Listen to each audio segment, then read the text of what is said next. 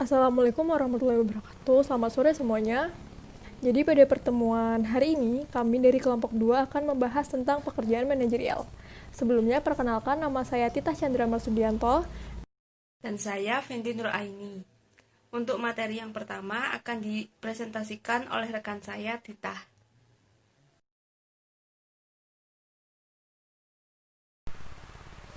Pola aktivitas dalam pekerjaan manajerial. Yang pertama, ada pekerjaan yang sibuk dan terus-menerus. Seorang manajer dapat digambarkan sebagai orang yang bekerja berjam-jam lamanya, dan banyak manajer membawa pekerjaan mereka ke rumah. Nah, pola pikir mereka untuk mencari dan menganalisis informasi baru terus-menerus membuat kebanyakan manajer sulit untuk melupakan pekerjaan mereka ketika di rumah ataupun liburan. Kemudian yang kedua adalah pekerjaan bersifat variatif dan terfragmentasi, terpecah. Ketiga, Anda banyak aktivitas manajerial yang bersifat terfragmentasi mencerminkan fakta bahwa banyak interaksi dipengaruhi oleh orang lain dan banyak perilaku manajer yang sifatnya reaktif bukannya proaktif. Kemudian pengambilan keputusan dan perencanaan oleh manajer. Nah, di sini para manajer dalam pengambilan keputusannya biasanya menggunakan emosi dan intuisi. Kemudian proses pengambilan keputusan tidak teratur dan bersifat politis.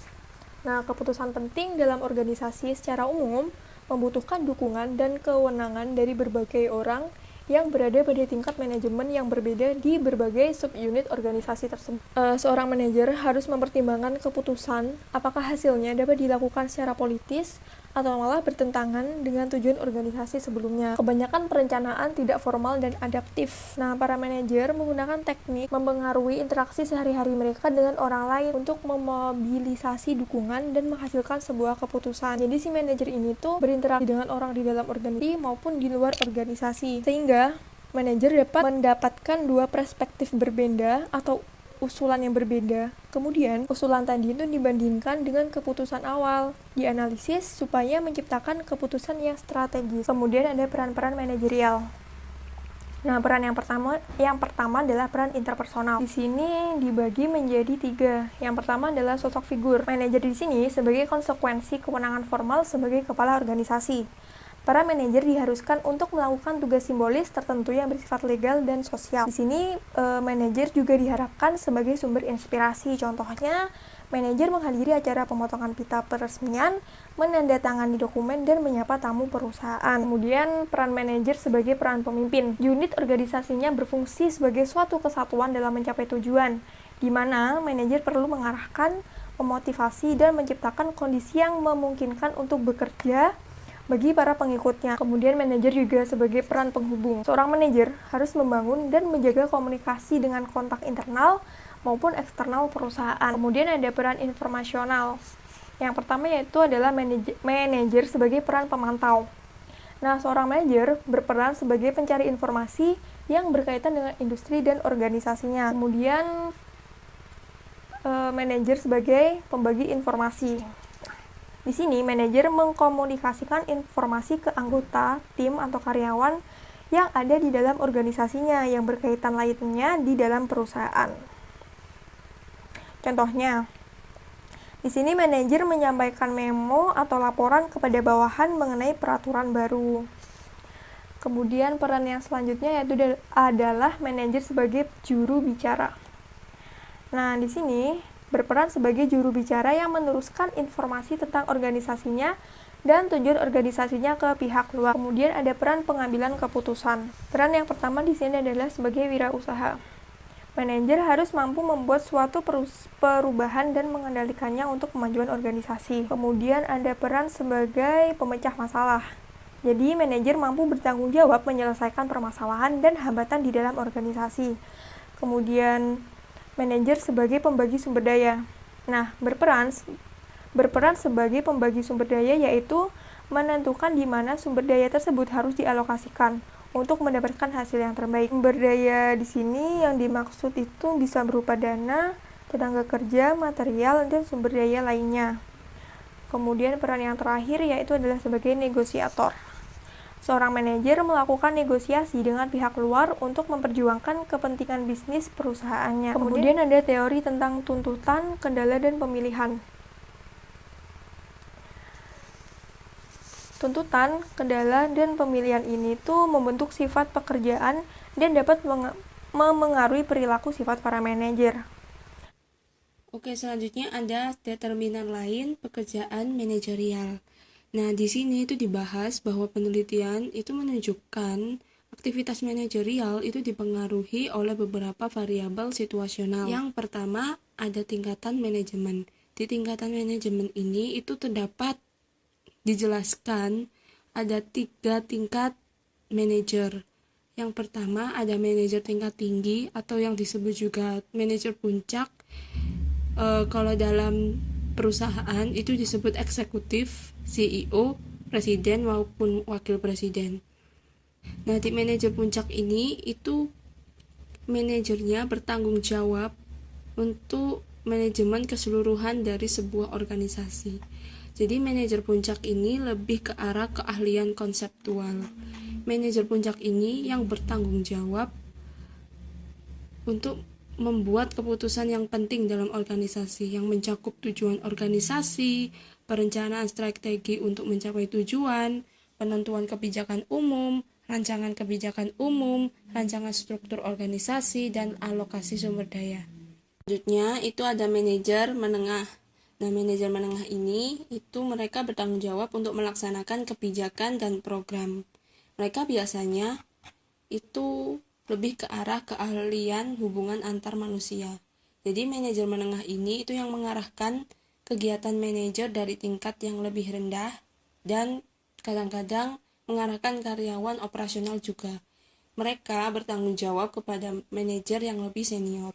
Oke, yang selanjutnya itu ada manajer tingkat bawah atau disebut juga manajer lini utama. Manajer tingkat bawah ini itu lebih ke arah keahlian teknis. Jadi manajer tingkat bawah ini itu cenderung lebih memperhatikan masalah teknis, kepegawaian, seperti pemilihan dan pelatihan personel, penjadwalan pekerjaan, dan pemantauan kinerja bawahan. Jadi yang mengawasi kinerja karyawan. Yang kedua ada besarnya unit organisasi. Di sini seorang ahli menyimpulkan bahwa manajer dari subunit organisasi yang lebih besar itu memiliki pekerjaan yang lebih menuntut dibandingkan dengan manajer dari unit organisasi yang lebih kecil. Jadi kemungkinan keputusan itu menjadi lebih sulit karena banyaknya masalah dan aktivitas dan kurangnya pengetahuan rinci yang mungkin dimiliki oleh manajer. Karena unit yang lebih besar itu cenderung memiliki struktur yang lebih birokratis, manajer harus mengatasi lebih banyak kendala, misalnya aturan, prosedur standar, dan otorisasi yang diperlukan. Jadi semakin besar unit organisasi tersebut, jadi beban kerja administratif pun juga meningkat. Manajer menghabiskan lebih banyak waktu untuk perencanaan, koordinasi, penyusunan staf, dan kegiatan penganggaran. Jadi manajer unit kerja besar manajer di organisasi yang besar itu memiliki lebih sedikit kesempatan untuk berinteraksi dengan bawahan individu dan mempertahankan hubungan interpersonal yang efektif dengan mereka. Jadi manajer unit kerja besar itu lebih mempunyai sedikit waktu yang tersedia untuk memberikan dukungan, dorongan, dan pengakuan kepada bawahan individu. Selanjutnya, yang ketiga ada dependensi eksternal atau di sini disebut juga dengan interdependensi lateral. Interdependensi itu merupakan bentuk ketergantungan yang terjadi antar unit dalam suatu organisasi atau ketergantungan antar satu organisasi dengan organisasi yang lain. Jadi dalam sebuah organisasi itu yang keempat itu adalah situasi krisis. Nah, pada saat situasi krisis terjadi, itu para bawahan mengharap pemimpin yang akan lebih tegas, memberi petunjuk dan memberi solusi. Para pemimpin yang efektif menunjukkan inisiatif dalam mendefinisikan masalah, mengidentifikasikan solusi, mengarahkan respons terhadap krisis, dan membuat orang tetap mendapat informasi tentang peristiwa.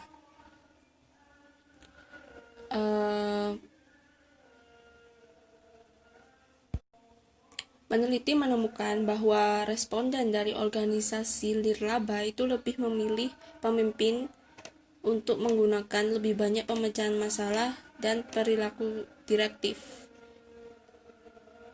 dalam situasi krisis daripada dalam situasi non-krisis. Yang kelima, ada tahap dalam siklus hidup organisasi.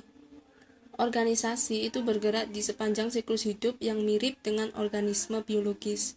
Ada tahap kelahiran, ada tahap pertumbuhan, tahap kedewasaan atau tahap kematangan, dan tahap penurunan atau revitalisasi. Jadi, pada tahap awal evolusi organisasi, tanggung jawab utama manajemen itu adalah mengkomunikasikan visi organisasi yang diusulkan kepada pemangku kepentingan, yang dapat menyediakan sumber daya yang diperlukan untuk mendirikan organisasi. Setelah itu, setelah organisasi didirikan, tanggung jawab utama lainnya termasuk mengidentifikasikan dan memperoleh teknologi yang diperlukan untuk melakukan pekerjaan. Terus untuk merekrut personel yang dibutuhkan untuk menjadi staf organisasi, menginspirasi komitmen oleh anggota baru, dan merancang sistem manajemen yang sesuai, misalnya sistem informasi, kontrol sistem, dan sistem penghargaan. Selanjutnya, pada dalam fase kedewasaan, itu ketika produk atau layanan utama organisasi itu berkembang sepenuhnya dan pasar stabil.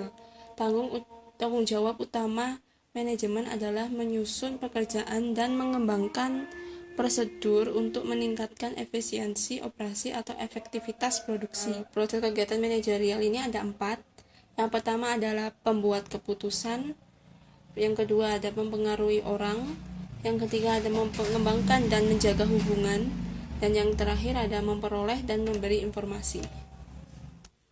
Yang selanjutnya ada pedoman bagi manajer.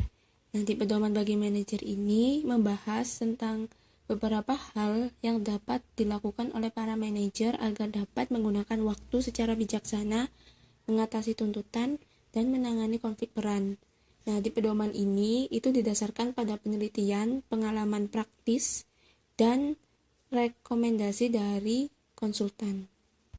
Yang pertama ada memahami alasan, tuntutan, dan kendala. Nah, sebagai manajer, itu sangat penting untuk mempelajari bagaimana orang lain memandang peran manajer dan apa yang mereka harapkan. Jadi, jangan berasumsi bahwa semua orang itu setuju dengan visi, prioritas, atau ide tentang manajemen yang efektif. Nah, sebenarnya itu penting untuk memahami apa yang sebenarnya mereka inginkan.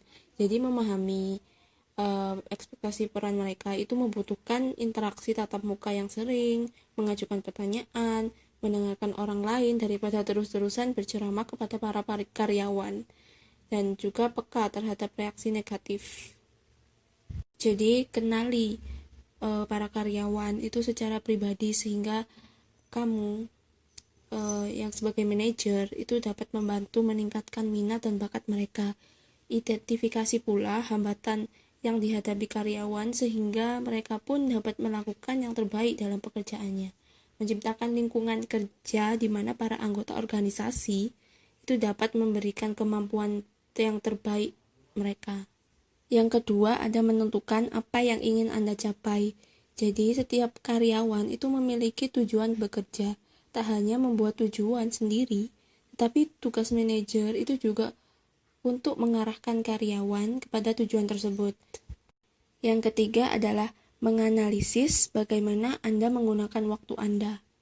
Jadi, sebagai manajer, waktu itu adalah sumber daya paling langka yang harus digunakan dengan baik jika manajer ingin efektif. Kunci manajemen waktu yang efektif adalah mengetahui apa yang ingin Anda capai. Seseorang dengan tujuan dan prioritas yang jelas dapat mengidentifikasi kegiatan penting dan merencanakan cara yang terbaik untuk menggunakan waktu. Selanjutnya, yang keempat itu ada merencanakan kegiatan harian dan mingguan. Jadi di sini maksudnya sebagai manajer itu sangat penting untuk merencanakan kegiatan sehari-hari. Jadi langkah yang perlu diambil adalah membuat daftar tugas hari itu dan menetapkan prioritas untuk setiap kegiatan. Selanjutnya, yang kelima ada menghindari aktivitas yang tidak diperlukan. Presentasi dari kami kelompok 2. Terima kasih.